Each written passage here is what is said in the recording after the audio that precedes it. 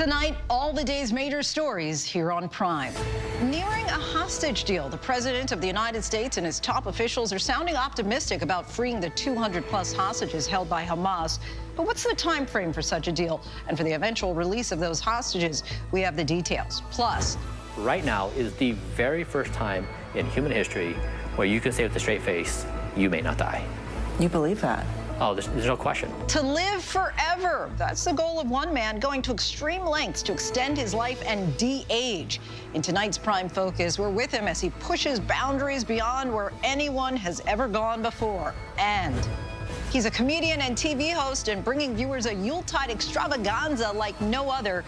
We speak with Matt Rogers as he asks the big question, have you heard of Christmas? Good evening, everyone. I'm Lindsay Davis. Thanks so much for streaming with us. We're following those stories and much more, including the holiday travel nightmare that could impact millions of Americans as widespread rain, gusty wind, and cold temperatures set in just before Thanksgiving. Plus, we remember the life of Rosalind Carter as the nation prepares to celebrate the former First Lady with one of the most impressive post-White House legacies. And a possible resolution to Shakira's tax fraud courtroom drama that played out on a global stage. But we begin with what could be looming holiday travel chaos. A massive storm is barreling across the country just as millions of Americans are preparing to head to Grandma's house, taking to the roads and skies for a record-breaking holiday travel week. AAA is predicting roughly 55 million people will travel at least 50 miles for the holiday. Tonight, heavy rain, wind, and snow is a major concern as the system begins to make its way east. There are also threats of hail as well as tornadoes. The storm system has already produced an EF1 tornado with 95-mile-an-hour winds in Star Valley, Arizona. Our team is tracking it all tonight. Trevor Ault will have more on the holiday travel rush, but we begin with senior meteorologist Rob Marciano. Rob, time this all out for us.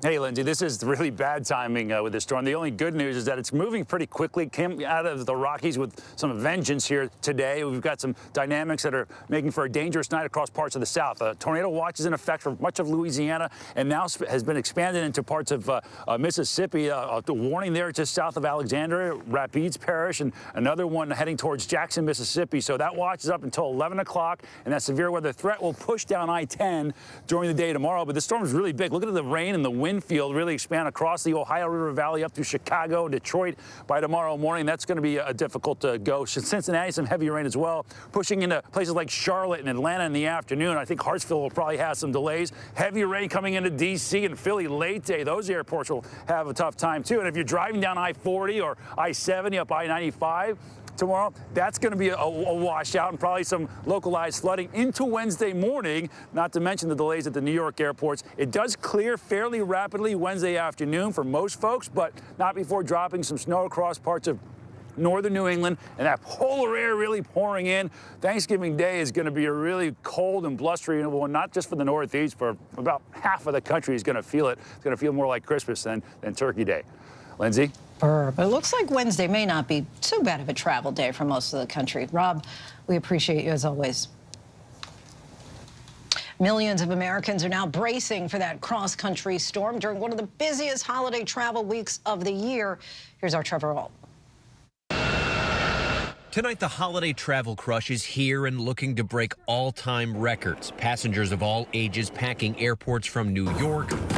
I'm sure it's going to be a nightmare. To Los Angeles. I am so excited, and I'm traveling to New Jersey.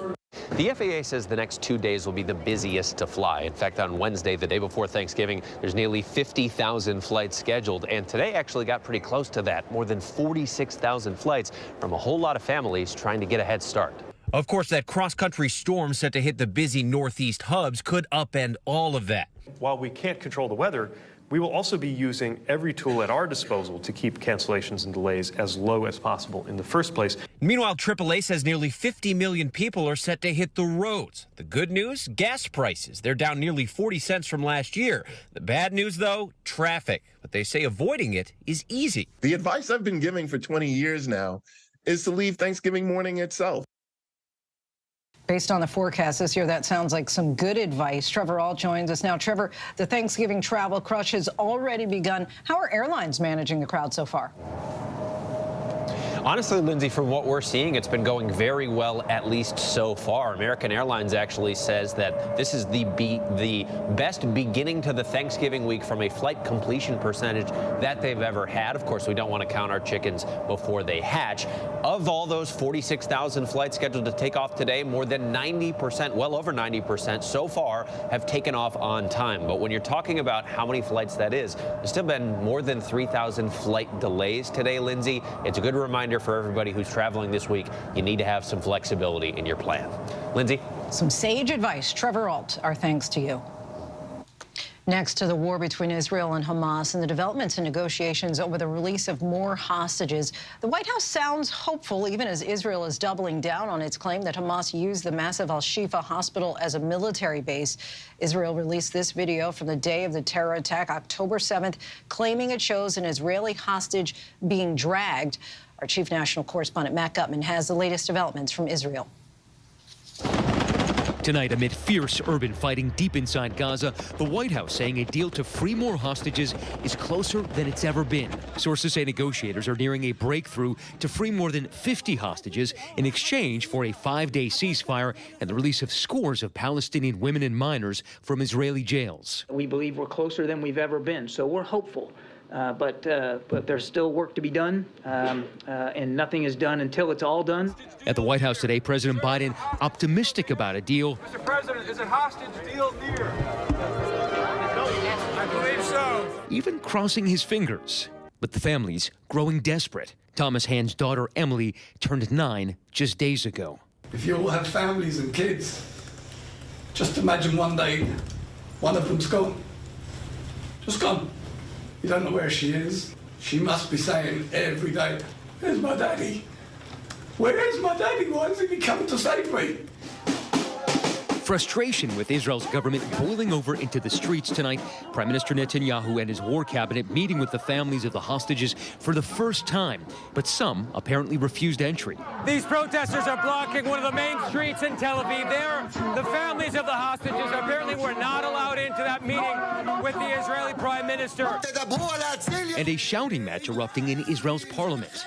This hostage family member banging his fist, accusing lawmakers of wanting to kill Arabs rather than save Jews. And with the world asking questions about why Israel raided al-Shifa hospital where patients were being treated, Israel tonight pointing to these images. In the first video, Israel says gunmen are strong-arming a hostage past reception and into the hospital. In the second video, Israel says it shows gunmen with AK-47s bringing a heavily bleeding hostage into a ward. The videos are time-stamped October 7th, just hours after that surprise attack. Hamas claims it took hostages to hospitals for treatment. And Israel releasing this drone video showing what they say is a Hamas tunnel on hospital grounds. This 60-yard-long shaft leading to a blast door. No word tonight on what lies behind it. Israel has claimed the hospital was a command and control center for Hamas, something the terror group denies, so we asked the IDF. That's what people are waiting to see, some sort of evidence of an actual command post. I understand, and as we said last week, this is going to take time. Tonight, hundreds evacuated from the Indonesian hospital in northern Gaza, where authorities say an Israeli strike killed 12 people. And we've been following those premature infants removed from their incubators at al-Shifa hospital. Not all survived, but tonight, these powerful images in Rafah. 28 of those tiny babies now safely out of Gaza, carefully loaded onto stretchers and eased into ambulances. A squadron of Egyptian medics with incubators waiting on the other side. Some of them reunited with their mothers, Noor Albana finally seeing her twin daughters. I did not know anything about their condition, she said. Today I saw them for the first time since the day I gave birth to them. Remarkable reunions. Hopefully there will be more. Let's get right to Matt Gutman, who's back in Tel Aviv tonight. And Matt, what more are you learning about the hostage negotiations? Lindsay, they are intense. They are ongoing. Both sides now accusing the other of foot dragging. But that may partly be a factor of the logistics of communicating between these two sides. A message from, say, Tel Aviv has to go from Tel Aviv to Doha, then from Doha and Qatari officials there to Hamas officials there, then to Hamas officials here in Gaza, and then all the way back around. So it's complicating factors. And one Israeli official close to the negotiations told me tonight he knows enough and has been through this enough not got to hold his breath for a deal. And for the families of the hostages, this is just agonizing and infuriating. And I think you saw some of that anger here tonight, Lindsay. Agony is certainly an appropriate way to describe it. Matt Gutman for us, reporting again from Tel Aviv. Thanks so much, Matt. Joining us now is Dr. Margaret Harris, spokesperson for the World Health Organization. Dr. Harris, thanks so much for coming back on with us. I want to start with the situation at Al-Shifa Hospital right now. There are reports of doctors and patients being evacuated. What can you tell us about what's going on there? Certainly, Al-Shifa ceased being a hospital. It was the leading hospital in Gaza, but with the lack of water, fuel, and of course the military activities, it has ceased being a place that can operate as a hospital. So the doctors and the health workers had asked that the patients and themselves be evacuated. There still are a considerable number of health workers there. There's still over 200 patients there. As I think you know, we managed to get 31 premature babies to safety, but there are 22 patients with spinal fractures, so they have to be moved very carefully. You talked about how over the weekend dozens of premature babies were evacuated from Al-Shifa Hospital, taken to hospitals in Egypt to continue receiving medical care. What role is the WHO playing in those efforts, and do you have any updates on the babies' health? So we know that the babies are all doing well, and the good news is quite a few of them were also reunited with their mothers. When we first found them in Al-Shifa, we didn't even know who their mothers were, where their parents were, where their families were. 3 of them stayed in Gaza because their mums were there and could look after them, and the others have gone to Egypt, some with family members. But the other important thing to know is there are going to be 5,000 babies born in the coming weeks, and currently their mothers are in all sorts of places where they will not be able to get to a hospital. So WHO's work really is to try to get as much aid in to support the few hospitals still functioning, to ensure that the people of Gaza can get medical care wherever they are and whenever they need it. It seems like, from what we're hearing, many of the hospitals have such limited power, have limited medications. Are you still able to get treated in Gaza for the most part if you have some kind of really major issue? The truth is no. Especially if you're in the north, for instance, there are really no hospitals there that we would consider as functioning anything more than a shelter and maybe an aid post. The fuel hasn't been allowed in. They have not got clean water. They're not able to keep the wounds clean. Has your organization had any communication with the IDF at all to try to manage the patients who are still inside the hospital there? Certainly to get to Al-Shifa safely, indeed. The whole operation was what we call deconflicted. So we contacted the IDF and asked that it be possible for this to happen in safety, that the convoy would not be shot upon, and that was honoured. So that was why it was indeed possible to go there and back safely and to bring those babies out. But there is so much more we need to do. And you talk about how much more you need to do. Of course, the WHO's resources are not infinite. What are your people on the ground in the region need most right now?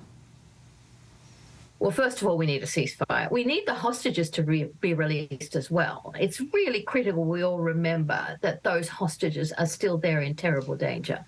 But we need a ceasefire. We need the fighting to stop. We need unimpeded aid. We need the fuel to come through in quantities that will allow the hospitals to generate power, the sewage system to work.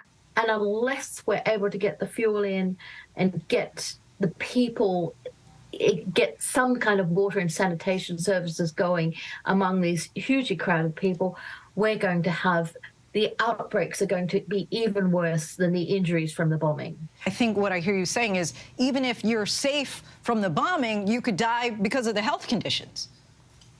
Exactly. In fact, one of my colleagues said exactly that. If the bombs don't kill you, the diseases will. And that's the situation in Gaza, horrifically. Dr. Margaret Harris, we thank you so much for your insight. Really appreciate it from the World Health Organization. Thank you very much for hosting me. Yemen's Houthi rebels have seized a cargo ship in the Red Sea and taken its crew hostage. The Iranian-backed group erroneously claimed the ship was linked to Israel. Tonight, the U.S. is calling it a flagrant breach of international law. ABC's Marcus Moore has the story and the video the hijackers released of the incident. Tonight, Yemen's Houthi rebels releasing a video showing their fighters hijacking a commercial cargo ship in the Red Sea in support, they say, of the Palestinian people. A helicopter is seen landing, unloading Iranian-backed militants who swarm the deck, then make their way to the bridge where the crew appears to surrender with their hands in the air. Tonight, officials say the ship and 25 members of the international crew are being held hostage. The Houthi rebels seen moving through the ship chanting for the sake of Gaza claim the Galaxy is an Israeli vessel. But the ship is British-owned and operated by a Japanese company, and officials say there are no Israelis on board. The Galaxy leader last seen after it was hijacked, surrounded by Houthi boats sailing with the Palestinian and Yemeni flags. The State Department calling it a violation of international law. We demand the immediate release of the ship and its crew, and we will consult with our allies and UN partners as appropriate on next steps. Marcus Moore joins us now. Marcus, what are the next steps in this battle at sea? Well, Lindsay, we know that Japanese officials are negotiating for the release of that ship and its crew. Meanwhile, the Houthis have said that they're taking the ship to Yemen's western coast, and they claim tonight, Lindsay, that this is just the beginning of their battle at sea. All right, Marcus Moore for us from Beirut. Thanks so much, Marcus. Tonight, Rosalind Carter, in her own words, how she wanted to be remembered. A look at her work as a humanitarian, as First Lady on mental health, and what the Carters told Barbara Walters about their secret bond. Tonight, Rosalind Carter is being remembered as a humanitarian, a loving mother and wife, and as the closest advisor to the 39th President of the United States, her husband of 77 years, Jimmy Carter. I, Jimmy Carter, do solemnly swear. The family saying Rosalind died peacefully with family by her side at their longtime home in Plains, Georgia. 4 children, 11 grandchildren, 14 great-grandchildren. She had entered hospice care just days ago, battling dementia. The former president, who is 99, entered hospice care earlier this year, saying of his wife after her passing, "Rosalind was my equal partner in everything I ever accomplished. She gave me wise guidance and encouragement when I needed it. As long as Rosalind was in the world, I always knew somebody loved and supported me." Throughout his presidency and in the chapter they forged afterward, Rosalind was always by his side. It began when they were young, growing up near each other. One of her best friends was Jimmy Carter's younger sister. Fresh out of the Naval Academy, Jimmy Carter married his sweetheart in 1946. He was 21, she was 18. President Carter's advisors always called Rosalind his secret weapon. I look forward to consulting closely with him on a regular basis. President Carter often asking the First Lady to sit in on cabinet meetings and to represent him on foreign trips. Barbara Walters asking the couple after he was elected president about their bond. What makes yours work? Why aren't you ever bored with each other? What keeps it going? Well, I think we both lead very interesting lives, and Jimmy's always encouraged me to do the things that I wanted to do, that I was interested in. But you're still crazy about him, aren't you? That's right. We can come home at night and he wants to know what I'm doing, I want to know what he's doing. It's just an exciting life. Do you ever argue? Oh, yeah. Of course. Rosalind never has lost an argument. Sometimes when I think I won an argument 4 or 5 years later, I find that the argument is still not over. So she eventually wins. But I don't object. He wins his share. After the presidency, their humanitarian trips overseas. Habitat for Humanity. In 2013, Rosalind Carter was asked about her legacy. She spoke of their humanitarian work, but also of the work she did as First Lady, shining a spotlight on mental health. I hope that I have contributed something to mental health issues and help improve a little bit the lives of people living with mental illnesses. And 45 years after telling Barbara Walters they were crazy about each other, they told our Steve Osinsami in 2021 why it worked, why they were still in love.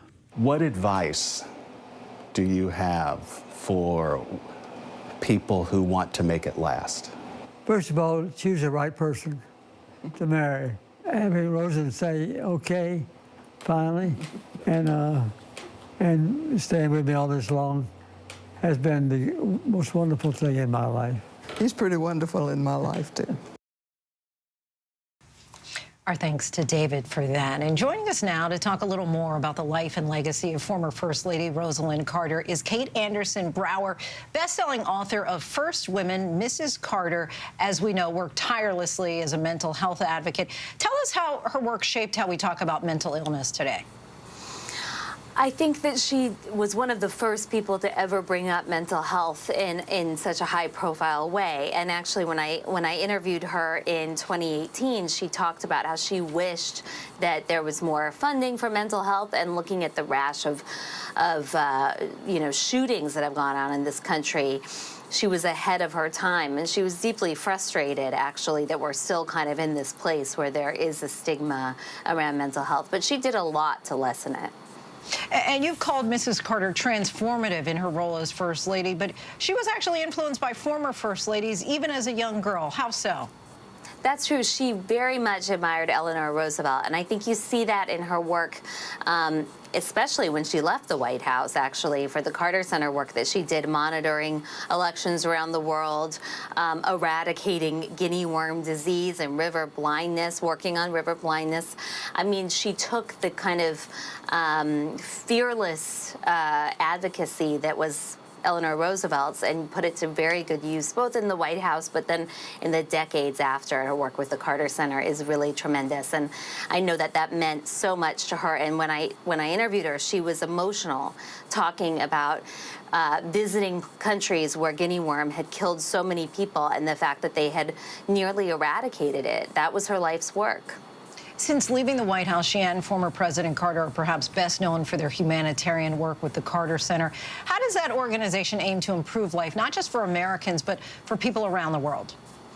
Well, Mrs. Carter won the Medal of Freedom, and President Clinton, when he awarded her and President Carter with the medal, he said, "You've done more things for more people in more places than anyone else." So it's a global, transformational project that they have to help election monitoring. She's been to Sudan, North Korea, Cuba, trying to advocate for democracy and free and fair elections, and then drilling down on these very specific diseases that often come with drinking contaminated water.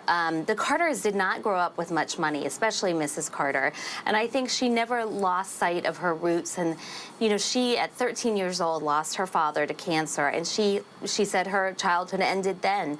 And so she had a tough life, and I think she had a tremendous amount of empathy for other people who were struggling, and their deep Christian faith had a lot to do with that. The Carters, of course, had an undeniable love for one another, even after 77 years of marriage. What do you think was their secret? I think they both evolved together. It wasn't always easy for them. It was funny when I talked to them about Donald Trump. This was in 2018, and I was in their living room in Plains, in their very modest home, and I asked both of them what they thought of the Trump presidency. And Jimmy Carter gave a very, very well thought through, guarded response, and Rosalind kind of elbowed him and said, "Jimmy, you think he's terrible." So she was able to check her husband and kind of, keep him in line. I think a lot of married couples can relate to that. She always told it like it is, and I think you got to respect that. Of course you do. Kate Anderson Brower, best-selling author of First Women, we thank you so much for your time. Thank you, Lindsay. A mass mutiny is now underway at OpenAI, the artificial intelligence company that created the popular ChatGPT, after nearly all of its 770 employees signed a letter threatening to quit. This comes after the board fired CEO Sam Altman on Friday, accusing him of not being candid in his communications within the company. Microsoft, which is OpenAI's biggest investor, hired Altman this morning, but most of OpenAI's employees say they'll leave if Altman is not hired back. Today marked the annual turkey pardon at the White House. President Joe Biden spared two birds named Liberty and Belle from the Thanksgiving dinner table during a lighthearted ceremony on the South Lawn. The president joked that the turkeys will now have a new appreciation for the phrase, "Let freedom ring." Liberty and Belle will now return to their home state of Minnesota, where they will live out the rest of their post-pardon lives. Still ahead, the tragedy on the tracks in Chicago. But next, it's not quite the fountain of youth, but one man believes it's the next best thing. We'll introduce you to the millionaire biohacker, the extremes he's going to in an effort to extend his life. I'm the first human to opt into an algorithm that takes better care of me than I can myself.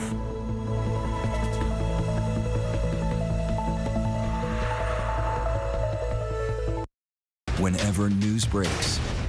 The crush of families here in Poland. Here in Kentucky, no match for the tornado. From Monterey Park, California, on the ground in Ukraine. Reporting from Uvalde, Texas. ABC News Live is right there everywhere. From the scene of that deadly missile strike in Dnipro, Ukraine. Reporting from the earthquake in Turkey. From Charleston, South Carolina, on the 2024 campaign trail. From Kathmandu, Nepal. In Truckee, California, covering record snowfall. Traveling with the president in Mexico City. Wherever the story.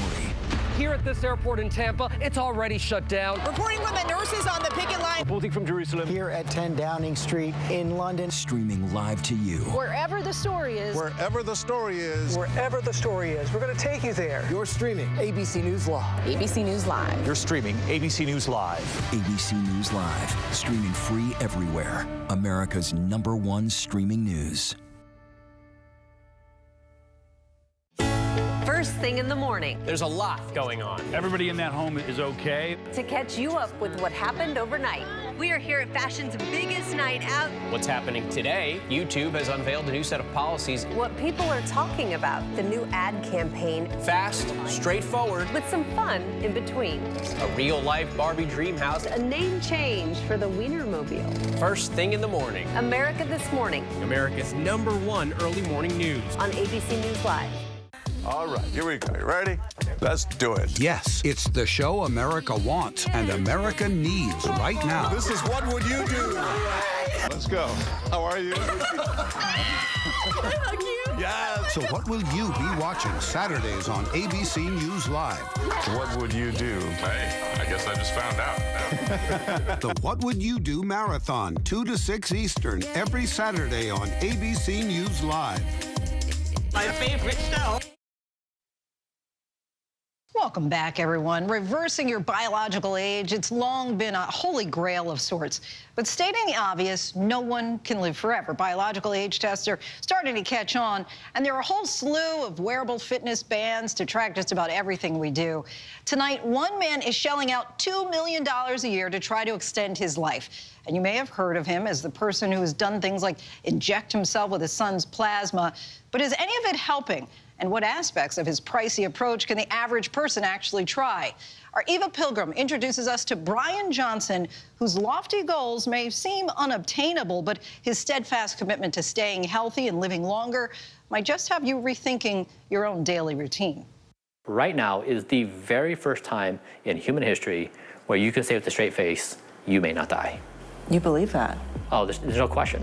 What if you could live forever? It's hard to believe tech millionaire Brian Johnson is 46 years old. But no matter his chronological age, he's striving for the biological age of an 18-year-old. Nickname Zero, Brian calls himself an explorer and the most measured person in history, hoping to bring world peace through longevity. We bought this device based upon a small study done at Stanford, where they showed that this intense pulse life stamped across the body. It changes the genetic expression profile. His team of 30 doctors utilize all the latest tech. The plan is rigorous. It's actually really hard. Yeah, it is. And it burns really fast. And took years to develop. There's 50 or so more pills that go with that. At $2 million a year, a life like this is out of reach for almost everyone. But maybe not for much longer. Accessibility of technology is also accelerating. His decisions from his sleep schedule. What time do you wake up in the morning? Around 4:30 or 5. To what he eats. And I'll take around 60 pills. Oh, my dear. To how long he works out. All determined by artificial intelligence. And this is what I take on a daily basis. It's part of his quest to live forever, which he believes may happen in our lifetime. And what I've shown is for the very first time, we could potentially think about ourselves improving at the speed of technology. That is the moment where we transition from Homo sapiens to Homo Deus. On this day at his home in Los Angeles, he lets us into his pricey routine and his excitement for the future of the human race. I'm the first human to opt into an algorithm that takes better care of me than I can myself. He calls his all-encompassing protocol Project Blueprint. Blueprint was born out of trying to fix my own problems, but then taking care of my family, my kids and my parents, my friends. It's generated a steady churn of shock headlines. He once injected himself with his son's plasma. He eats dinner at 11 a.m.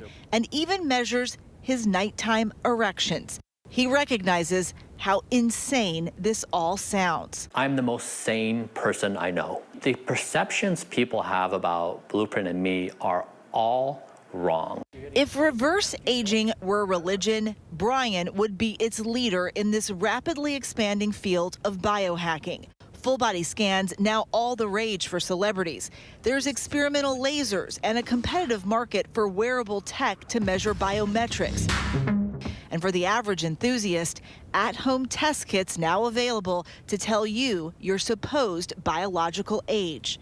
He wasn't always this healthy, this happy, or this rich. Growing up in a modest Mormon household in Utah, at 21, he returned from a mission trip to Ecuador and came back with one goal in mind. The only thing I wanted to do with my life was trying to improve the human race. And so you set out on that mission? I did. I was pretty naive. So how did you make it happen? I just started building companies. Then I started another company, another. I then bought Venmo, and we got bought for just under $1 billion in 2013. I read that you were really unhappy during that time. I was born into a religion that's very tight-knit. It's basically, it consumes your entire identity. And then I got married, I had children, I was doing a startup, and those worlds kind of just combined. So the lack of sleep and the grind on a startup created some depression, and yeah, I think I would have taken my life. I think I genuinely would have taken my life had it not been for my children. How did you get yourself out of that? When I was 34 years old, in 1 year's time, I sold my company. My marriage ended. I left the church, and I went off to remap my whole existence. Welcome to the future. Caution may cause loss of age. As we enter Brian's clinic, this uses multispectral imaging, and then it generates 10 data points on your skin health. we see a room full of high-tech, hospital-grade gear chosen to measure his progress and hopefully help turn back the hands of time. This is professional hearing grade system, so I suffered from hearing loss. So this ear is bio-aged as 64. And have you found anything that's helped with that? Not yet. We've been trying very hard. There's other damage he's working to reverse. For years, at night, a version of himself would creep in, who he nicknamed Evening Brian. And in that moment, the only thing that would soothe my pain of existence were the brownies in the kitchen. And just for that brief moment, have this spike of enjoyment.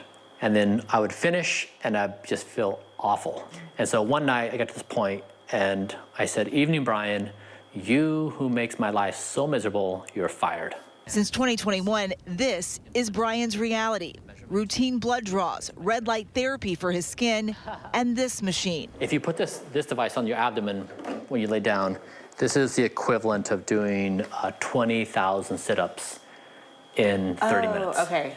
Heading down to the kitchen, another aspect of Brian's life optimized. He eats the same thing for breakfast and for lunch every day. Breakfast, which is this super veggie, broccoli, cauliflower, mushrooms, black lentils, hemp seeds, garlic, and ginger. So remember, every calorie has to fight for its life. Everything's doing something in your body. It's actually, there is flavor. His workouts, full body, only an hour long. And you dip your foot, but you maintain, try to be a statue. And why is that important? Because the first things to go are knees, hips.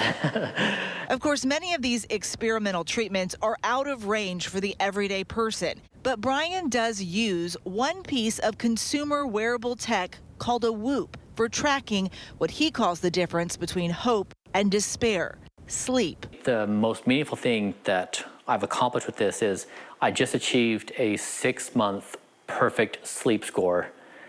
Wow, Yeah, so that's incredible. We as a society have deprioritized sleep. We head to Boston, the headquarters for Whoop. The biohacker community has really latched on to this particular device. The core sensor itself is measuring heart rate variability, skin conductivity, ambient temperature, accelerometry, respiratory rate, pulse ox, like all these different things to be able to give you this deep understanding of your body. Whoop provided us with test bracelets to help us better understand the device. Whoop only tracks metrics that matter.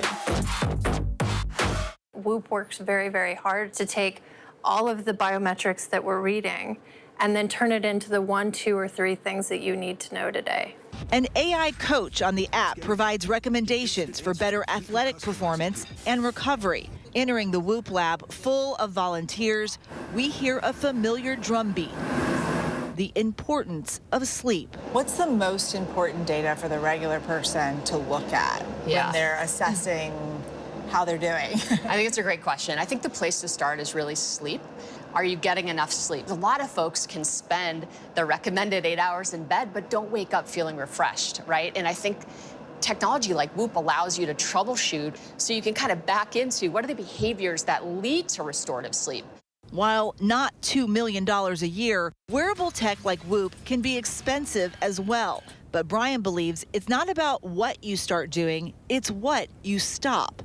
So instead of trying to choose a supplement that you want to take, stop overeating, or stop going to bed late, or stop skipping exercise. So oftentimes, stopping is more powerful than starting. That's me in a bag. Brian is very public with his lifestyle, even sharing every detail of his methods via open source. Brian's own chief marketing officer raising her hand to become the first to test out a female version of his regimen called Blueprint XX. Bottom line, Brian says we can all embrace artificial intelligence to make smarter decisions. When I'm on this algorithm, I can trust it. It takes care of me better than I can myself. Now, what is my mind going to say about this? I don't care. So counterintuitively, I've never been more free than any other time in my entire life. Do you have joy in your life? I've never been happier in my entire life. Happier and measurably younger, Brian says his pricey investment in himself has turned back his biological clock by 5 years, and he hopes to live a long life with the people he loves. If some freak accident happens, how do you want people to remember you? If a freak accident happened, I hope I get hit by a bus. Because what more could I do for the internet than to be hit by the bus? You say that with a smile on your face. I take this endeavor seriously, but not so seriously where I don't see myself as part of the joke. I'm just so happy I get to exist. I'm so pleased that I'm alive, and I just want to keep on playing, and I hope others do too. It really is quite fascinating. Our thanks to Eva for that. We should add reversing biological age and longevity. They've long been lofty goals for centuries. So far, there is no credible research that suggests any medicine or device can reverse the effects of aging in any meaningful way. And we still have much more to get to here on Prime tonight. Coming up, a growing number of doctors are seeing a shortage in RSV shots for infants. The new warning tonight from the CDC. But next, happy birthday, Mr. President. Joe Biden celebrating 81 years. We take a look at age and the presidency by the numbers.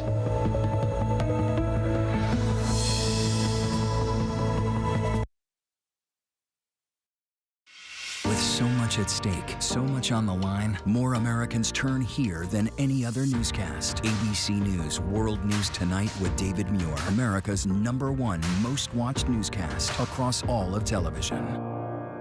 This is ABC News Live. The crush of families here in Poland. At refugee centers in Putin's Russia. On the ground in Ukraine. Close to the front line. From the capital, destructive Cat 4 storm. You're along I-5. Boston is in the bullseye. Let's go. ABC News Live, America's #1 streaming news. Anytime, anywhere. Streaming 24/7, straight to you for free. Thank you for making ABC News Live America's #1 streaming news.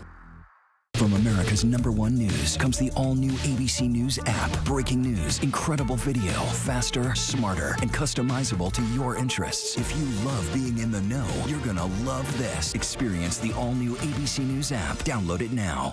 All right, here we go. You ready?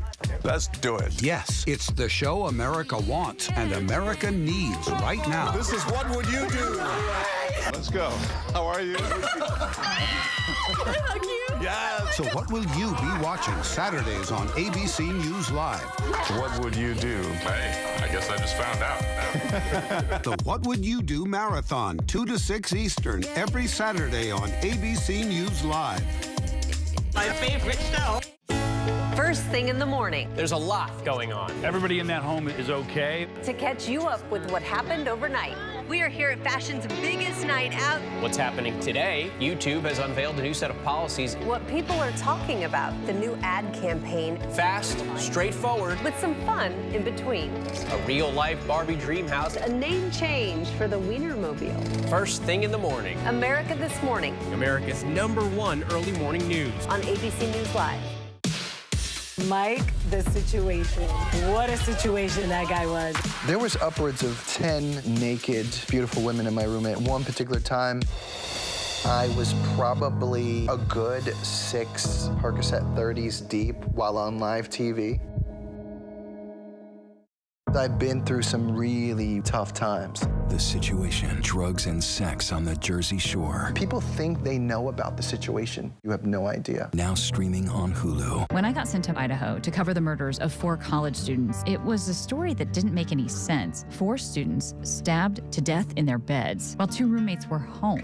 You gotta think to yourself, okay, who's the target and how many people would a man go through to get to his target? I'm Kana Whitworth with ABC News. This is the story of savage murders, a determined small-town police force, and a scholar of crime. This is the King Road Killings. The full series is out now. Listen to every episode wherever you get your podcasts. It's lunchtime in America, so what are we serving up? Well, how about everything you need to know? You know, that sounds pretty good. Give it to me. Your health, your money, breaking news, pop culture, with the biggest stars, music, trends, and of course, good food. GMA 3, what you need to know. A third hour of GMA in the afternoon. So join us, afternoons. For everything you need to know. I love that. Reporting from the earthquake in Turkey, I'm David Muir. Wherever the story, we'll take you there. You're streaming ABC News Live.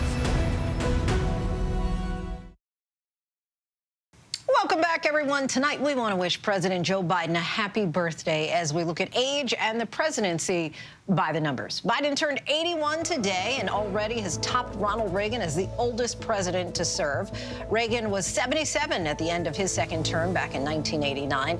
Biden spent the day doing the annual turkey pardon and joked that it was the 76th anniversary of the event and that he was not there at the first edition. Still, for some, the age of both President Biden as well as former President Trump, who's 77, is a campaign issue. In a recent poll from Marquette University, 80% of those polled thought Biden could be too old to be president. 51% thought the same of former President Trump. If Biden's re-election campaign is successful next year, he'll celebrate his 82nd birthday, preparing for his second term, a term that he would be 86 at the end of. If Biden were to lose to Donald Trump, he could also lose the title of oldest sitting president. Trump would be closer to 83 at the end of his next term. Biden plans to celebrate his birthday tomorrow when he's in Nantucket with his family. And we still have much more ahead here on Prime tonight. A Florida mom is found dead inside a storage unit, why her estranged husband is being considered a primary suspect.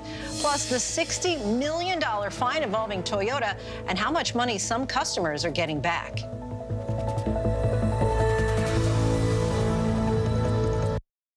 Whenever, wherever news breaks, it's so important to always remember that lives are changed. Here in London, in Buffalo, Uvalde, Texas, Edinburgh, Scotland, from Poland once again tonight. Thank you so much for streaming with us. Ukrainian refugees here in Warsaw. Do you think you'll ever be able to go back home? We're heading to a small community outside of Mexico City. Splintered houses and splintered lives. The magnitude of the devastation. You're streaming ABC News Live. Reporting from Rolling Fork, Mississippi. Santa Fe, New Mexico. Raleigh, North Carolina. The U.S. Capitol. Mayfield, Kentucky. Minneapolis. Mexico. Tongass National Forest, Alaska. Getting you behind the stories as they happen. Giving you a front row seat to our world as it plays out in real time, live. ABC News Live Prime. We'll take you there. Stream ABC News Live weeknights, America's most honored streaming news program, only on ABC News Live. Streaming free right now wherever you stream your news. First thing in the morning. There's a lot going on. Everybody in that home is okay. To catch you up with what happened overnight. We are here at fashion's biggest night out. What's happening today? YouTube has unveiled a new set of policies. What people are talking about. The new ad campaign. Fast, straightforward. With some fun in between. A real-life Barbie dream house. A name change for the Wienermobile. First thing in the morning. America This Morning. America's #1 early morning news. On ABC News Live. This is ABC News Live. The crush of families here in Poland. At refugee centers In Putin's Russia. On the ground in Ukraine. Close to the front line. from the capital. Destructive Cat 4 storm. You're along I-5. Boston is in the bullseye. Let's go. ABC News Live, America's #1 streaming news. Anytime, anywhere. Streaming 24/7, straight to you for free. Thank you for making ABC News Live America's #1 streaming news. When I got sent to Idaho to cover the murders of 4 college students, it was a story that didn't make any sense. 4 students stabbed to death in their beds while 2 roommates were home. You gotta think to yourself, okay, who's the target and how many people would a man go through to get to his target? I'm Kana Whitworth with ABC News. This is the story of savage murders, a determined small-town police force, and a scholar of crime. This is the King Road Killings. The full series is out now. Listen to every episode wherever you get your podcasts. Get ready, America, every Friday. The hottest trends, styles, and must-have. What's the right stuff to buy right now? I really love that. It's time to buy the right stuff. Yes! And save big time, too. The right stuff. Fridays on GMA. You're going to love it. Why do so many people start their day here? From ABC News, this is Start Here. To be in the know and get a different take on the day's top stories. Start here. Now, that's a part of the story I bet you didn't see coming. Make it your daily first listen, wherever you get your podcasts. All right, here we go. You ready? Let's do it. Yes, it's the show America wants and America needs right now. This is What Would You Do? Let's go. How are you? Yes. So what will you be watching Saturdays on ABC News Live? What would you do? Hey, I guess I just found out. The What Would You Do Marathon, 2 to 6 Eastern, every Saturday on ABC News Live. My favorite show. Tragedy on the tracks in Chicago. A missing mother found dead inside a storage unit. And a warning for parents, reports of a growing shortage in RSV shots for infants. These stories and much more in tonight's rundown.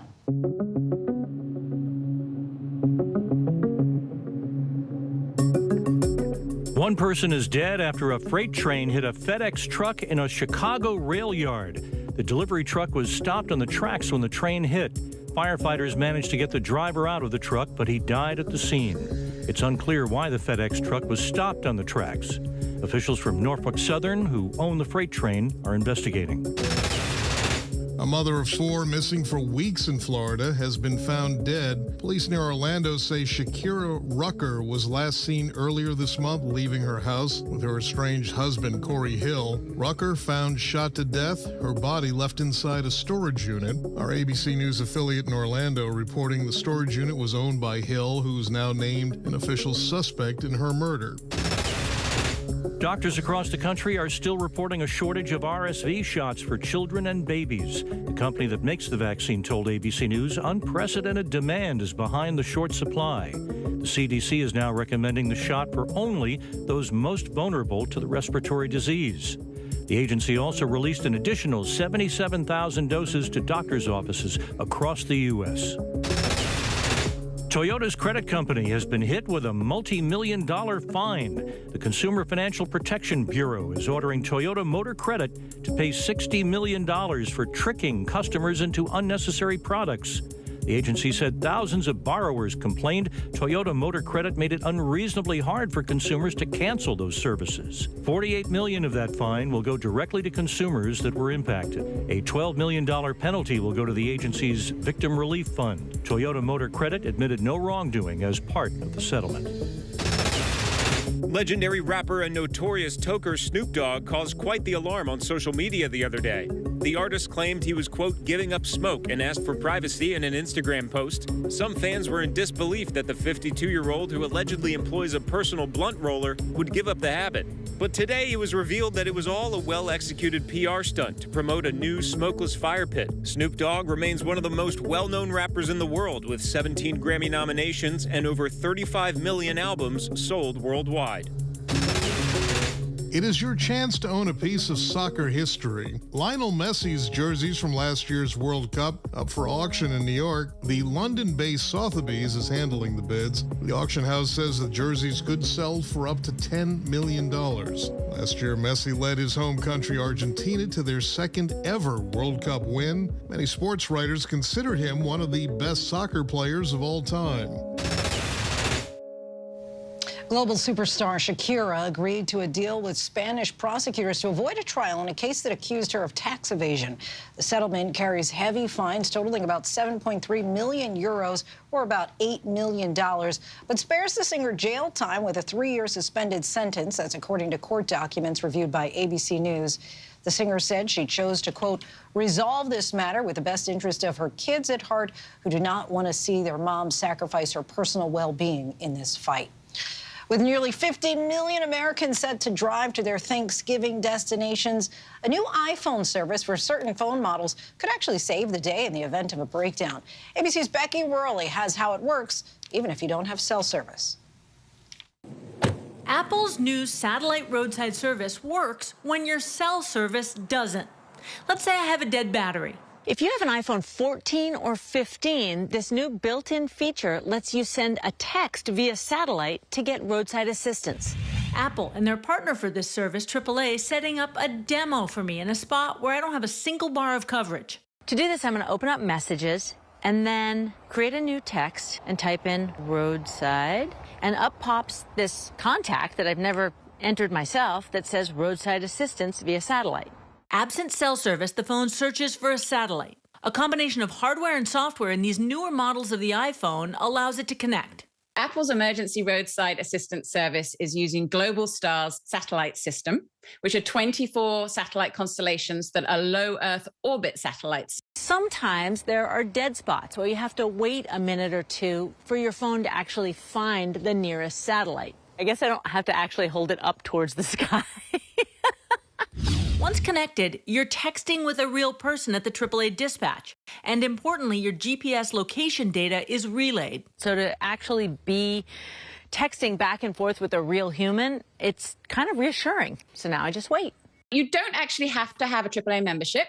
You can still connect just by typing roadside in a text message. You do need to actually be out of cell phone service or Wi-Fi service for it to work. The satellite service is free, and once connected with AAA, non-members are quoted a price. In my case, the battery jump would have cost me $160.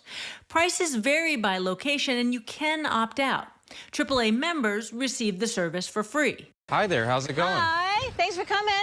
Leaving me with more options to get back on the road. Otherwise, I guess the best alternative is to just hoof it. And so our thanks to Becky Worley for that. All right, folks, it is that time of year. It's time to turn up the holiday tunes as the season gets underway. And tonight, we are joined by the pop prince of Christmas himself, comedian and recording artist Matt Rogers, to talk about his latest Jolly project. Let's take a look. Way back in college at Bethlehem, they knew each other like, ooh. They were like, ooh. Honestly, I have not been to church in a very long time.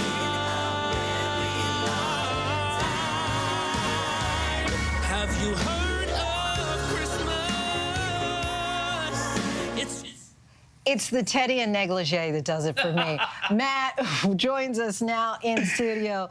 Thank you so much for coming on. Thank you, Lindsay. I think Mariah Carey, like, you're giving her a little run for her money here. Listen, I'm not saying that she inspired it and so therefore is now threatened by me. But basically, yeah, she was doing an interview one time and she said she was the queen of Christmas. Yes. Which, you know, I was like, I think I see what she's going for here. She's going for seasonal ubiquity. Yes. And I was like, I'm interested in that. And so you started out with this wildly successful comedy tour called Have You Heard of Christmas? Yeah. Was this in the works? Was this like always the next? So basically, it kind of started as a joke. Like, I saw this interview with Mariah Carey, and the interviewer kind of said the quiet part out loud. She was like, so this Christmas thing, you're going to be busy every year, right? You're making money every year. And I was like, oh, I think that's so funny to just baldly call out the capitalism of it. So I was like, I'm going to announce that I'm doing a Christmas album just because it will never happen. I was like, it's the bit of my life. Like, I'm coming out with an album, everyone come see it.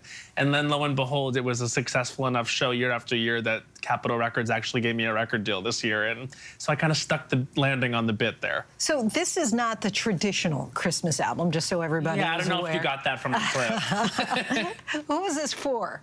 It's for everyone that has a sense of humor, I think. I mean, what I love about Christmas is, you know, it is sort of like for everyone by nature. I mean, it's everywhere. So everyone has an access point into it. But what I like about this project is it equal parts celebrates and drags Christmas. You know what I mean? It's like making fun of the Christmas characters and the whole thing. Like you said, like it's really sort of, it's a comedy album first and foremost. That's what I'll say. But not only is it an album, there's the video that goes along with it as well. I mean, it's like you've got the deluxe. So basically, I did it as a Showtime comedy special last year. I did it like, I filmed it at Joe's Pub in New York, which was such a cool honor to be able to shoot my special there because so many of the greats have performed there. And it was out on Showtime. And basically, I guess the only way to get bigger than that, the comedy special, was to actually do the album. So now we're going back out on the road. I have actually just got back from London where I did a bunch of shows. They went great. And starting December 1st, I'm going to be touring all through December. So I imagine it's pretty surreal when you look back to your humble beginnings, an NYU college grad student just trying to make it as a comedian. And now, look at you. It's wild. I mean, especially when I was younger, like I grew up like a gay kid on Long Island. And so I was really not presented with a lot of people in pop culture that exactly had my sensibility, to be honest with you. So, but then by the time I got to college and, you know, met like diverse peers and people that were like me and we all wanted to do the same thing, it felt like I was part of like a little movement, you know? Like my best friend is Bowen Yang, who's on Saturday Night Live. We have a podcast together called Las Culturistas, and we're so proud of the fact that we're a part of this sort of movement in comedy and entertainment. How do you top this? What's next for you? Well, I don't know. I guess I got to record another album. Maybe it's Summer Bops. Maybe it's, I don't know, maybe it's something like that. But I think really what I'm excited about is people finding this and just enjoying this moment of Christmas. Matt, thank you so much for coming on. Thank you. Want to let our viewers know the record Have You Heard of Christmas is available anywhere you stream your music. You can also catch Matt on tour in a city near you. Is our show for this hour. I'm Lindsay Davis. Be sure to stay tuned to ABC News Live for more context and analysis of the day's top stories. Thanks so much for streaming with us.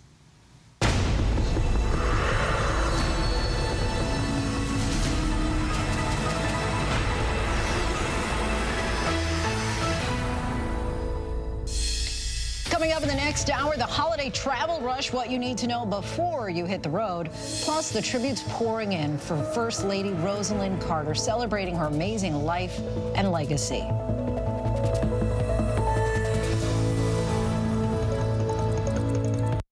Why do so many people start their day here? From ABC News, this is Start Here. To be in the know and get a different take on the day's top stories. Start here. Now, that's a part of the story I bet you didn't see coming. Make it your daily first listen, wherever you get your podcasts. From America's #1 news comes the all-new ABC News app. Breaking news, incredible video, faster, smarter, and customizable to your interests. If you love being in the know, you're gonna love this. Experience the all-new ABC News app. Download it now. It's lunchtime in America, so what are we serving up? Well, how about everything you need to know? You know, that sounds pretty good. Give it to me. Your health, your money, breaking news, pop culture, with the biggest stars, music, trends, and of course, good food. GMA 3, what you need to know. A third hour of GMA in the afternoon. So join us, Afternoons. For everything you need to know. I love that. This is ABC News Live. The crush of families here in Poland. At refugee centers In Putin's Russia. On the ground in Ukraine. Close to the front line. From the capital. Destructive Cat 4 storm. You're along I-5. Boston is in the bullseye. Let's go. ABC News Live, America's #1 streaming news. Anytime, anywhere. Streaming 24/7, straight to you for free. Thank you for making ABC News Live America's #1 streaming news. Mike, the situation. What a situation that guy was. There was upwards of 10 naked, beautiful women in my room at one particular time. I was probably a good 6 Percocet 30s deep while on live TV. I've been through some really tough times. The Situation, drugs and sex on the Jersey Shore. People think they know about the situation. You have no idea. Now streaming on Hulu. All right, here we go. You ready? Let's do it. Yes, it's the show America wants and America needs right now. This is What Would You Do? Let's go. How are you? Yeah. So what will you be watching Saturdays on ABC News Live? What would you do? Hey, I guess I just found out. The What Would You Do Marathon, 2 to 6 Eastern, every Saturday on ABC News Live. My favorite show. When I got sent to Idaho to cover the murders of 4 college students, it was a story that didn't make any sense. 4 students stabbed to death in their beds while 2 roommates were home. You gotta think to yourself, okay, who's the target and how many people would a man go through to get to his target? I'm Kana Whitworth with ABC News. This is the story of savage murders, a determined small-town police force, and a scholar of crime. This is the King Road Killings. The full series is out now. Listen to every episode wherever you get your podcasts. Reporting from Monterey Park, California, I'm Robin Roberts. Wherever the story is, we're going to take you there. You're streaming ABC News Live. Good evening, everyone. I'm Lindsay Davis. Thanks so much for streaming with us. We begin with what could be looming holiday travel chaos. A massive storm is barreling across the country just as millions of Americans are preparing to take to the roads and skies for a record-breaking holiday travel week. AAA is predicting roughly 55 million people will travel at least 50 miles for the holiday. Tonight, heavy rain, wind, and snow is a major concern as the system begins to make its way east. There are also threats of hail as well as tornadoes. The storm system has already produced an EF1 tornado with 95-mile-an-hour winds in Star Valley, Arizona. Our team is tracking it all tonight. Trevor Ault will have more on the holiday travel rush, but we begin with senior meteorologist Rob Marciano. Rob, time this all out for us.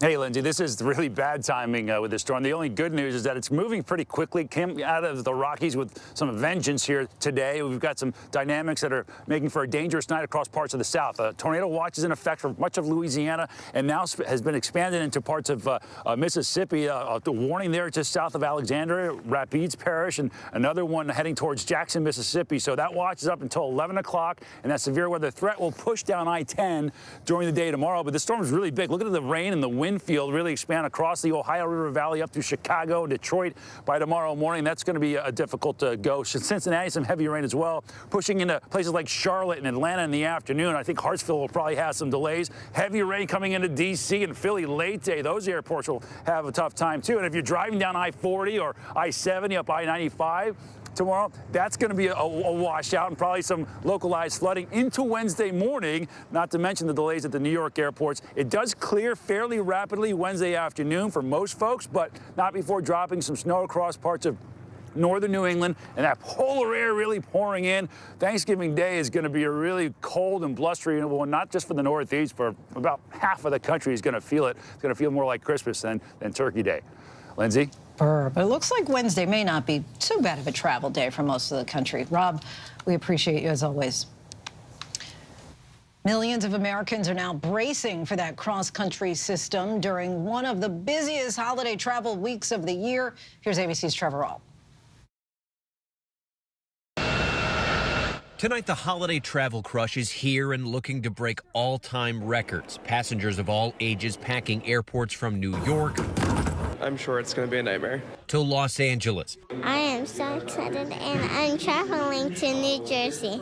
The FAA says the next 2 days will be the busiest to fly. In fact, on Wednesday, the day before Thanksgiving, there's nearly 50,000 flights scheduled. And today actually got pretty close to that. More than 46,000 flights from a whole lot of families trying to get a head start.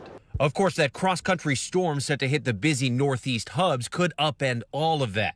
While we can't control the weather, we will also be using every tool at our disposal to keep cancellations and delays as low as possible in the first place. Meanwhile, AAA says nearly 50 million people are set to hit the roads. The good news, gas prices. They're down nearly 40 cents from last year. The bad news, though, traffic. But they say avoiding it is easy. The advice I've been giving for 20 years now is to leave Thanksgiving morning itself.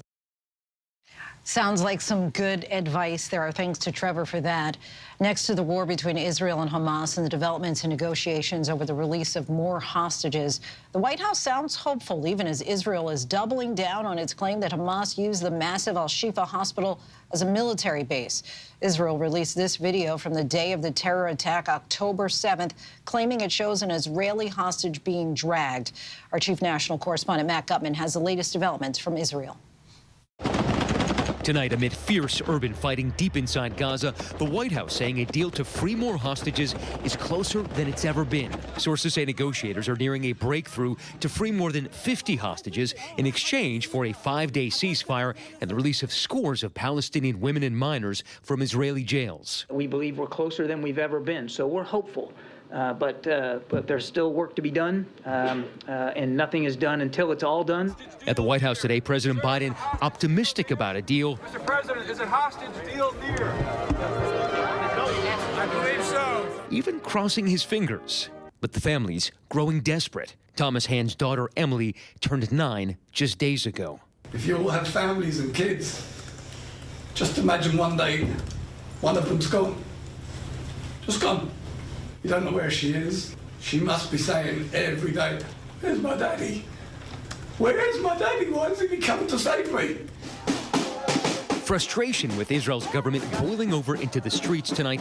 Prime Minister Netanyahu and his war cabinet meeting with the families of the hostages for the first time. But some apparently refused entry. These protesters are blocking one of the main streets in Tel Aviv. The families of the hostages apparently were not allowed into that meeting with the Israeli Prime Minister.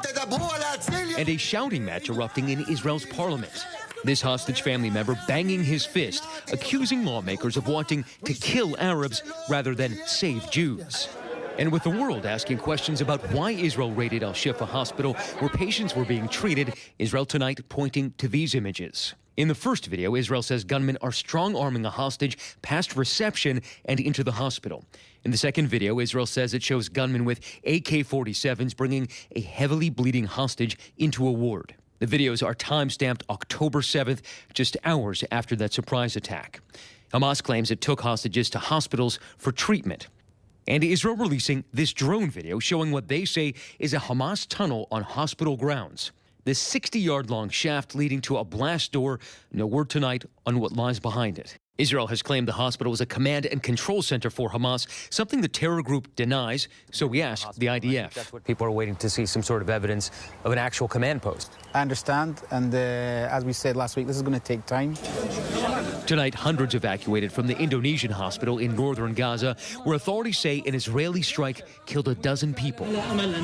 And we've been following those premature infants removed from their incubators at Al-Shifa hospital. Not all survived, but tonight, these powerful images in Rafah. 28 of those tiny babies now safely out of Gaza, carefully loaded onto stretchers and eased into ambulances. A squadron of Egyptian medics with incubators waiting on the other side. Some of them reunited with their mothers, Noor Albana finally seeing her twin daughters. I did not know anything about their condition, she said. Today I saw them for the first time since the day I gave birth to them. Hopefully we'll see more of those reunions. Our thanks to Matt for that. Yemen's Houthi rebels have released a video showing their fighters hijacking a commercial cargo ship in the Red Sea in support, they say, of the Palestinian people. Iranian-backed militants swarmed the ship deck, and officials say the 25 members of the international crew are being held hostage. The Houthi rebels sailed with the Palestinians and Yemeni flags, chanting, "For the sake of Gaza." The British ship is operated by a Japanese company, and authorities say there are no Israelis on board. People around the world are remembering the life and legacy of former First Lady Rosalind Carter. She died Sunday at her home in Plains, Georgia, at 96 years old. ABC's Rena Roy has more. A champion of women's rights and an advocate for mental health, Rosalind Carter lived a life of faith and service before passing away at the age of 96 Sunday, peacefully at home with her family by her side. I think it's a very sad day in Georgia. That they lost a good person, and she will respect around here in Plains. In a statement, former President Jimmy Carter said his wife was an equal partner in everything he ever accomplished. They were the longest married presidential couple, together for 77 years with 4 children. They celebrated their success and 75th wedding anniversary in one of their last interviews together in the summer of 2021. That was the most important thing in my life. Having Rosalind say, okay, finally, and staying with me all this long has been the most wonderful thing in my life. He's pretty wonderful in my life, too. After moving for her husband's naval career and running the family's peanut business, Rosalind's unwavering support continued for her husband as he entered the race for the White House. My name is Jimmy Carter, and I'm running for president. She entered the White House at the height of the women's movement, the first time a First Lady had an office in the East Wing with the formal staff. She was well known for her efforts on mental health and caregiving and women's rights. But she and her husband are arguably most celebrated for what they did after leaving the White House, founding the Carter Center, which has helped to end diseases all over the world. Our thanks to Rena. Joining us now to talk more about the life and legacy of Rosalind Carter is ABC News contributor and national political correspondent for The Washington Post, Mary Jordan. Mary, just such an incredible, extraordinary life she lived. You've covered the Carters for more than 20 years. How would you describe the former First Lady? Smart, disciplined, and somebody who wasn't just there for the good times and the glamour, the parties. You know, in 1994, she went to North Korea with Jimmy Carter, and there was such a high stakes. You know, the dictator there was threatening nuclear war. No foreigners were allowed in. And she said, I'll go to be like, she was both the kind of advisor to her husband, but she was also the official note taker. And she told me this a couple of years ago when I was down there in Plains. And she was really proud of her role. And she was sitting beside Jimmy, and he was kind of looking at her admiringly. And he said, you know, I couldn't have done any of this without her. It seemed like there was such a mutual admiration there. You were able to attend their 75th wedding anniversary bash. They were together 77 years. What does that love look like? How did it evolve over time, and what did you still see as a testimony to their love for each other? You know, I've asked them that. I was at the 75th wedding anniversary. They had a small group of people, but I had known them because I was a foreign correspondent, and they would show up in Nicaragua and in other countries in Latin America and Asia doing their humanitarian work. And then I went down to Plains and started a series of dinners and lunches with them. And I'm married to somebody for 30 years, and I'm like, okay, this is a long time. How does it work? And a lot of stress. And I think it really boils down to respect for each other. And I think there was also a little, you know, passion there and zip. I mean, it was, you know, they were constantly holding hands. They loved the kiss cam at the baseball games. You know, they were all over each other. I mean, it was, I just don't know if we'll ever see anything like that again. She talked a lot about, in the past, their shared passions of fly fishing and bird watching. What do you think made the late Mrs. Carter different from other former First Ladies?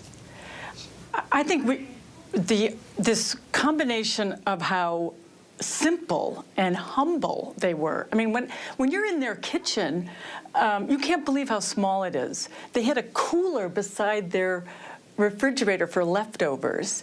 It's a 1961 little Rambler in Plains, which is out of the way, far away from Atlanta.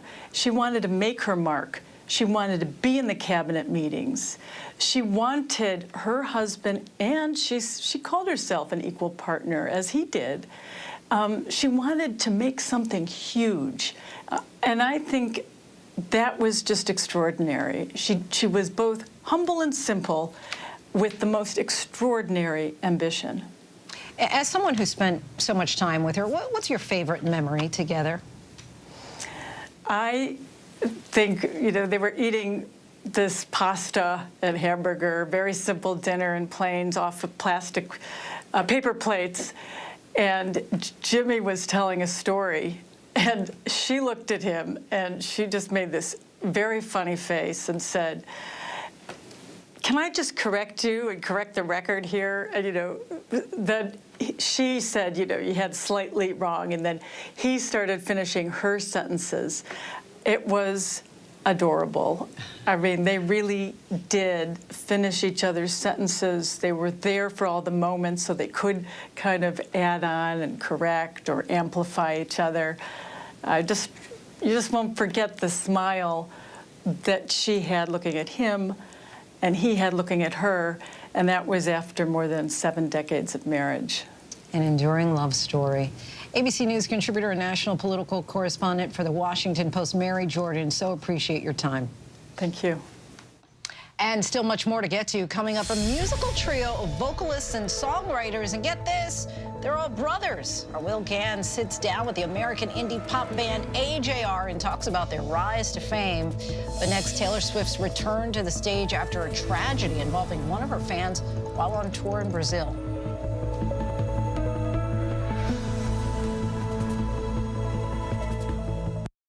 Whenever news breaks, the crush of families here in Poland. Here in Kentucky, no match for the tornado. From Monterey Park, California, on the ground in Ukraine. Reporting from Uvalde, Texas, ABC News Live is right there everywhere. From the scene of that deadly missile strike in Dnipro, Ukraine. Reporting from the earthquake in Turkey. From Charleston, South Carolina, on the 2024 campaign trail. From Kathmandu, Nepal. In Truckee, California, covering record snowfall. Traveling with the president in Mexico City. Wherever the story. Here at this airport in Tampa, it's already shut down. Reporting from the nurses on the picket line. Reporting from Jerusalem. Here at 10 Downing Street in London. Streaming live to you. Wherever the story is. Wherever the story is. Wherever the story is. We're going to take you there. You're streaming ABC News Live. ABC News Live. You're streaming ABC News Live. ABC News Live. Streaming free everywhere. America's #1 streaming news.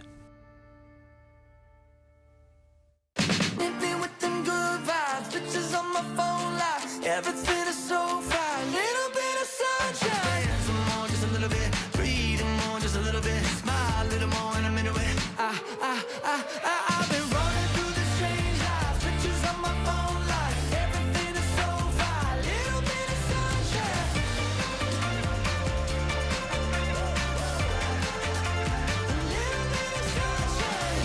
Good morning, America. All right, here we go. You ready? Let's do it. Yes, it's the show America wants and America needs right now. This is What Would You Do? Let's go. How are you? Yes. So what will you be watching Saturdays on ABC News Live? What would you do? Hey, I guess I just found out. The What Would You Do Marathon, 2 to 6 Eastern, every Saturday on ABC News Live. My favorite show. I'm Martha Raddatz in Lviv, Ukraine. Wherever the story is, we'll take you there. You're streaming ABC News Live. Welcome back. We're tracking several headlines around the world. Global superstar Shakira agreed to a deal on Monday with Spanish prosecutors, avoiding a trial in a case that accused her of tax evasion. The settlement carries heavy fines totaling about $8 million, but does spare the singer jail time with a 3-year suspended sentence. The singer said she chose to, quote, resolve this matter with the best interest of my kids at heart, who do not want to see their mom sacrifice her personal well-being in this fight. The deaths of 2 people, muggings, and a dangerous heat wave left legions of Taylor Swift's Brazilian fans angry and disappointed in the 3-day Rio de Janeiro leg of the pop superstar's Eras tour. One fan was stabbed to death on a Copacabana beach this morning. It was the second death of a Swift fan in 4 days. On Friday, when temperatures reached a sweltering 105 degrees, another fan fell ill and died later that evening at a hospital. Argentinians hope for change in the inflation-ravaged nation following the election of right-wing libertarian Javier Milei. Milei has drawn comparisons to Trump for his populist approach and status as a political outsider. His fans call the 53-year-old the madman and the wig for his fiery rhetoric and his unique hairstyle. He also has several cloned dogs that he calls his 4-legged children. And still to come, the trio of brothers taking center stage in the American indie pop scene. Our Will Gann sits down with AJR to talk about their latest album.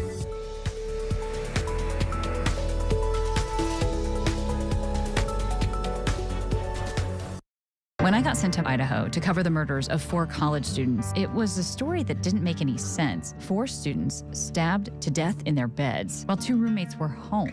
You gotta think to yourself, okay, who's the target and how many people would a man go through to get to his target? I'm Kana Whitworth with ABC News. This is the story of savage murders, a determined small-town police force, and a scholar of crime. This is the King Road Killings. The full series is out now. Listen to every episode wherever you get your podcasts. With so much at stake, so much on the line, more Americans turn here than any other newscast. ABC News World News Tonight with David Muir, America's #1 most watched newscast across all of television. From America's #1 news comes the all-new ABC News app. Breaking news, incredible video, faster, smarter, and customizable to your interests. If you love being in the know, you're gonna love this. Experience the all-new ABC News app. Download it now. All right, here we go. You ready? Let's do it. Yes, it's the show America wants and America needs right now. This is What Would You Do? Let's go. How are you? Yes. So what will you be watching Saturdays on ABC News Live? What would you do? Hey, I guess I just found out. The What Would You Do Marathon, 2 to 6 Eastern, every Saturday on ABC News Live. My favorite show. Welcome back. In the face of tragedy, a band of 3 brothers chose to keep creating, writing, and performing. It's all thanks to the fans, says AJR. The trio made a commitment to them years ago as the band and their fans grew up together. Our Will Gann's got a chance to sit down with the brothers to talk about their latest album, The Maybe Man, which dropped earlier this month. Guys, thank you so much for being here. Congratulations. Talk to me about, first of all, the title. Who is the Maybe Man? Yeah, so it's basically the character we created for this album. And the idea behind the album was kind of, I think we came to this realization that I didn't know exactly who I was. And I'm realizing, okay, wait, hold on. Like, I kind of don't know at the end of the day what my real personality is if I'm a different person with everyone.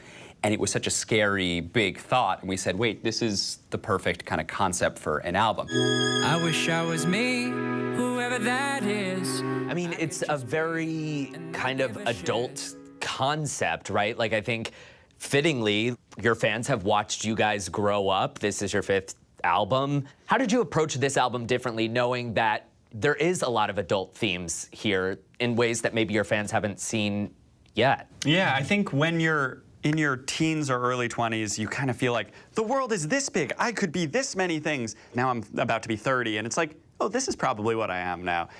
And your horizons kind of close. It's a little sad, but it's also a little beautiful and gratifying. Like, oh, those things don't matter anymore. These are the things that matter. And I think this is one of the kind of first albums where I feel like, oh, this is our sound. This is our direction lyrically and musically. This is what we're kind of meant to be. What would you say the thesis statement is of this album, Adam, if you had to describe it in, a sentence or two. What does it really mean to be human, and what does it mean to live in this world amongst a lot of other people who are trying to figure out the same thing? Yeah, well said. Just to add on to that, I think like thesis is an interesting word to use because we kind of start the album saying, who am I, who am I? And then by the end of the album, I'm the person that's basically gonna be everyone so you can be yourself. The line is like, you can be you and I'll be the rest. Yeah, maybe that's who I am. My dad can't get out of bed. I want to talk to you guys about God is Really Real. I mean, that is a song that must not have been easy to write. And then the day that the song comes out, your father passes away. Why lean into the vulnerability? Why share it instead of doing what a lot of us might do, which would be to hide in order to heal? It's the sad but amazing job of being a songwriter. It's just kind of what we've committed to this job, and we love it so much, and it's actually what we were meant to do. But in the process, it's an impossible situation. God is really real. Of course, our father got really sick, and the song was written only a couple days later, before we even knew what he was sick with, but we knew something was really wrong. And that was the hardest thing we've ever had to do. And that it wasn't fun. It wasn't fun, but at the end of the day, it's probably our favorite thing we've ever written, and we're gonna have that forever, and you know, be able to remember him through it. Yeah, and the amazing thing is that your fans seem to want to honor his legacy alongside you all. They've said he's the unofficial fourth member of the band. What does that support mean to you? It means everything. Yeah. He was actually our biggest fan, but in just such a cooler way than other dads I know. He was like, he told us when songs were good and when they weren't good. After the show, people would line up to do a meet and greet with him. There were like 200 people long, so he'd take photos with everyone and talk to each person for 10 minutes. And it was just like, there's really only a handful of people that special, I think, that I've never known. And he was just a really great guy. And that's really sweet that the fans recognize that. Yeah. As we look forward to tour and all of that, what does the next chapter look like for you? So going on tour for us is always the kind of end-all, be-all. You know, they're writing the music, but especially with this album, they're writing it with an eye towards what is it going to look like on stage. And we started out street performing in the parks in New York, and we went from there to playing for 2 people in tiny clubs, to 10 to 50 to a few hundred to a few thousand. And now, finally, we're embarking on our first arena tour. And that feels like such an accomplishment and a win for us. Can we talk about Broadway? Sure. Yeah. Let's talk about Broadway. This is a different venture that is also coming down the pipeline for you. What can you tell us? Sure, yeah. So the story was a big Broadway producer approached us and he said, your guys' music is really theatrical and musical. Have you ever thought about doing Broadway? Always been a big dream of ours. So we said, oh my God. And then he said, do you have any ideas? And we said, we were a big fan of the Harold and the Purple Crayon books when we were young, and we had this idea where we reimagined him into an adult that's kind of going through real life problems. And he said, that sounds awesome, sounds very you guys. And now we're in the process of writing it and writing the music, and that's that. The Maybe Man, when folks listen to this album, what do you hope they take away from The Maybe Man? I think we just keep getting more and more personal with our albums, and that happens to just be really addictive. I hope that, like, if one of our fans goes through what we went through with our dad, they can listen to God is Really Real and go, oh wow, I'm not alone. I think a big thing in our music is to make people, I guess going off, okay with saying these problems out loud as well. I think we focus on like mental health a lot. And that's been like the most gratifying thing ever in terms of making music, is to kind of get people to get better and heal and feel better about the stuff that's going on in their lives. I think the battle often when folks are addressing their own mental health is that we don't have the language for how we're feeling. And then you hear it in a song and you can say, that's what I've been feeling, and I never had the words for it, or I've never verbalized it before. And that's one of the things that people connect over. I mean, we've had fans that have met online and connected through our music years ago, and now they're married. So the fact that they can find things in the music that makes them feel a certain way and create this sense of community that you wouldn't get otherwise, that's such a gratifying feeling for us that we can just contribute one tiny little ingredient to that recipe. Amazing, and it's good to know that maybe in order to stop being so single, I should just start hopping into the AJR you know, fan groups. And it's very welcoming. All right, Hop in. perfect. Congratulations, and thank you so much, you guys, for opening up in the ways that you have. And I think, you know, on top of it being new music and that being exciting and fun, there's also a lot of help that people are going to find when they hear your music. We hope so. Thank you. Thanks. Will Gann's always exciting, fun, and helpful. Our thanks to Will for that. And that is our show for tonight. I'm Lindsay Davis. Thanks so much for streaming with us. Have a great night.